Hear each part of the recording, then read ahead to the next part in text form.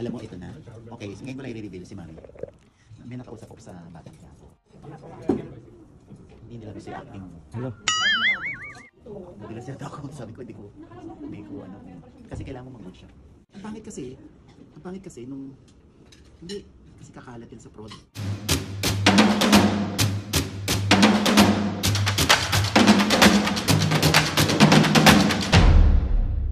What's up mga kapisngin, for today's video, another vlog na naman yung gagawin. So itong vlog na to mga kapisngin, siyempre. So ayun mga kapisngin, so itong vlog na nga na to mga kapisngin, manonood kami ngayon, atin kami ngayon at na-invite kami sa premiere night ng movie ng How to Get Away from My Toxic Family. Showing na yan nationwide mga kapisngin sa July 30, kaya pala ito siya mga kapisngin.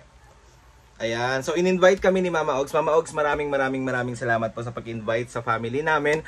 Panoorin yan na napakaganda na yan na movie na ginawa mo. Kaya maraming salamat po. So ayun na nga mga pisngi, syempre, nag-usap kami ni Mama Ogs. So yung napag-usapan namin ni Mama Ogs, ipaprank namin si Mami.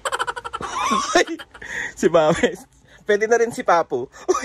Sorry na Mami, patawarin mo na ako kung ipaprank ka namin ni Mama Ogs. So naisip namin ni Mama Ogs mga pisngi na kunwari is may nagbalita kay Mama Ogs na hindi magaling umarte si Mami. So titignan natin mga pisngi kung ano yung magiging reaksyon ni Mami kapag narinig niya, lalo na kay Mama Ogs, na hindi siya magaling umarte.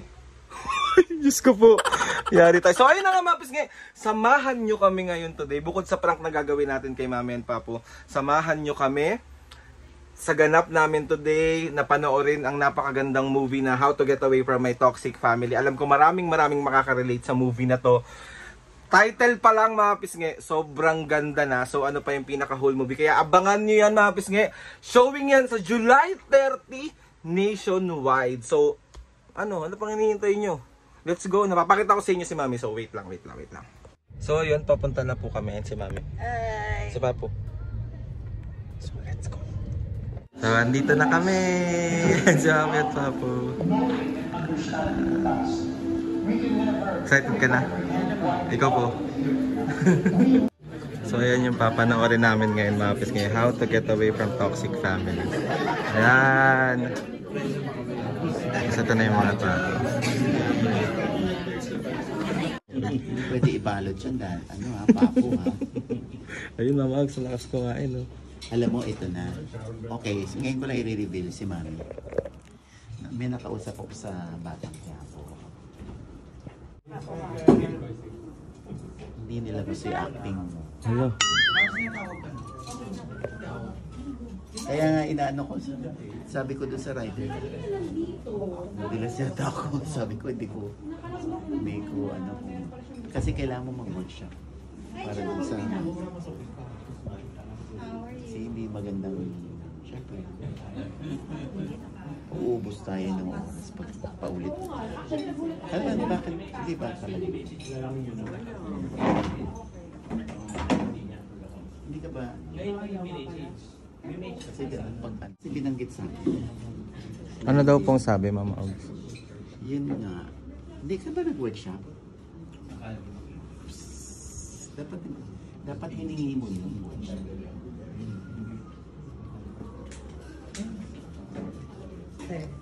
Na ano ko kasi yung prod staff na hindi ka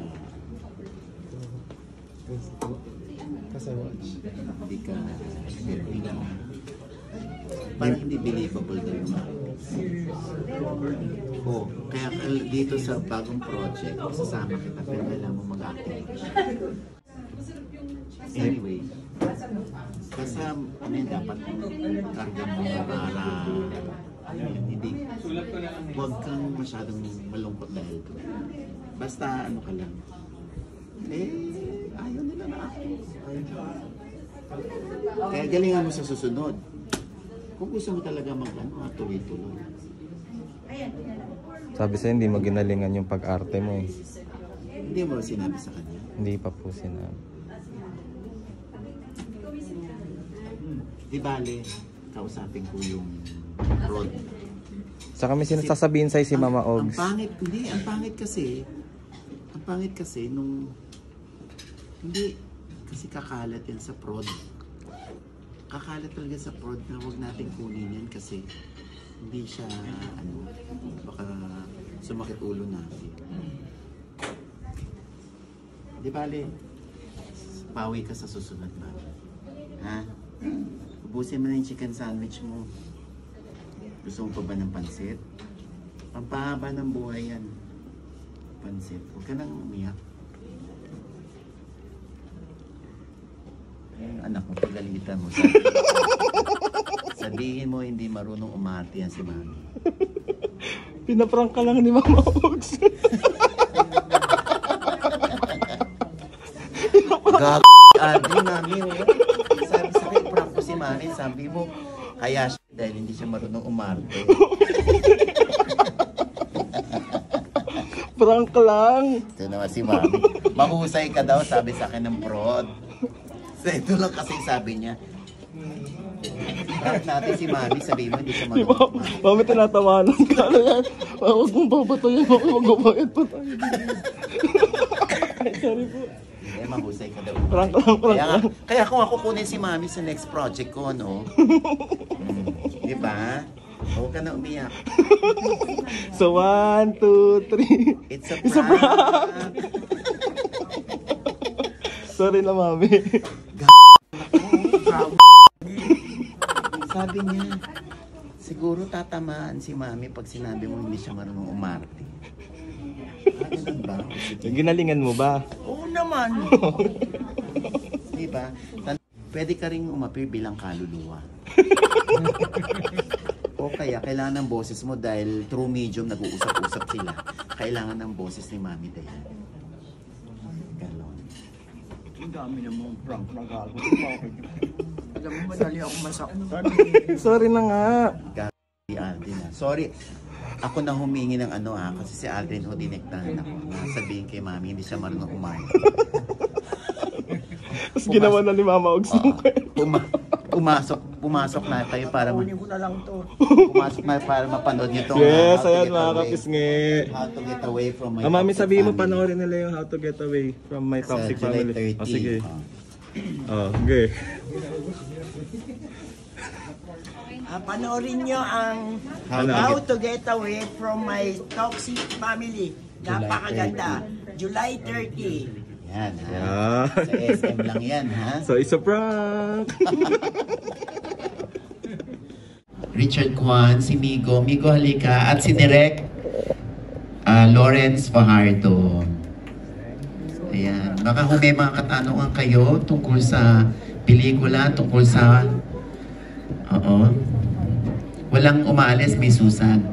Iniintay ka nila sa labas. Oo. Ang reaction mo?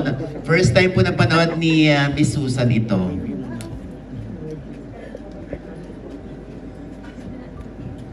Actually, sasabihin ko sa inyo, nung una ko nabasa yung script, uminit ang ulo ko.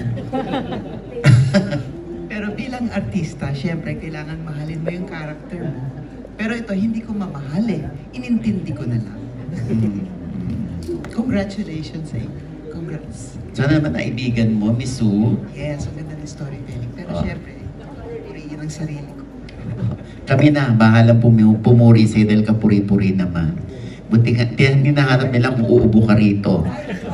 Hindi po, another, ano po yan, another movie. Binabayaran po ang upo ko. Oh. Ayan. Migo, anong reaction mo? Ito po yung anak ni Tita Susan sa tunay na buhay. Alam ko gusto nila gawin ko na para sa inyo. Grabe si Mama because yung pag-intindi sa isang character, yung... Alam natin villain siya sa story. Pero yung villain, hindi kinaiisip na, masama akong tao. Maganda yung pag-justify ni Mama, ni Aurora, sa story. Kung paano na, tama yung ginagawa ko kahit anong gawin ko. Pati ako pag... Ito na naman tayo. Pati habang nanonood, ginagawin ko siya. Ito na naman tayo. True.